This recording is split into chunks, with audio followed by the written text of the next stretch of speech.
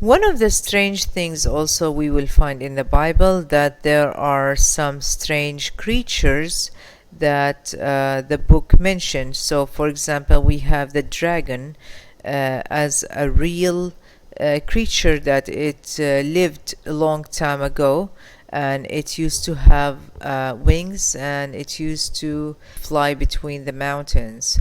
Not only that, we have the serpent that has also wings, and it was depicted in some of the drawings of the old pharaohs and the Egyptians in the pyramids. But also they are mentioned in the Bible. And we have, for example, the creatures of the angel, that they have 8 wings, and 2 of these wings that cover the private parts of these angels while they are standing and praising God, as they are modest, subhanallah. So we have these creatures that they are in the book of the Bible, and that really, raised the question whether the Bible is actually a book from God or not, or whether they just take these creatures from different myths and books from different cultures and myths, and they actually inserted them in their book. I will give you an example for these strange creatures. So, for example, we have the name Satan in the Bible, and Satan were actually an angel, or they say that he is a fallen angel, but really we don't have any proof to that, not even in the Bible. The Bible does not mention that Satan was actually a fallen angel. However, Satan long time ago used to be like a messenger, like the angel Gabriel, who gave message to the prophets.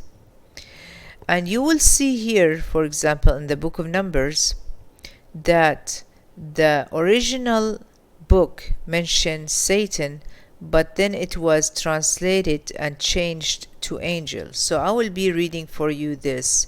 It says, "So Balaam rose up in the morning and saddled his donkey and went with princes of Moab.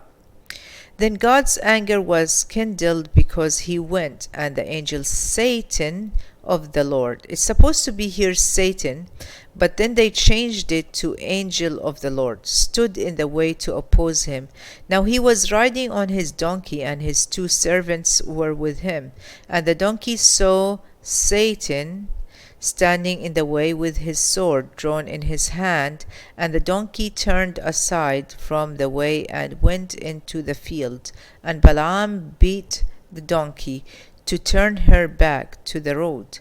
Then Satan stood in a path among the vineyards, where there was a wall on either side. And when the donkey saw Satan, she pressed herself into the wall and crushed Balaam's foot against the wall, and so he beat her again. Then Satan went further and stood in a narrow place where there was no way to turn either to the right or to the left. So when the donkey saw Satan, she crouched down under Balaam. Then Balaam's anger was kindled, and he beat his donkey with a staff. Then the Lord opened the mouth of the donkey, and she said to Balaam, now the donkey is speaking, "What have I done to you that you have beaten me these 3 times? And Balaam said to the donkey, "Because you have made me look stupid. I wish there were a sword in my hand, for now I would kill you." And the donkey said to Balaam, "Am not I your donkey, upon which you have ridden ever since I was yours unto this day? Have I ever attempted to treat you this way?" And he said, "No." Then the Lord opened the eyes of Balaam, and he saw the angel of the Lord standing in the way with his sword drawn in his hand. So he bowed his head and fell on his face.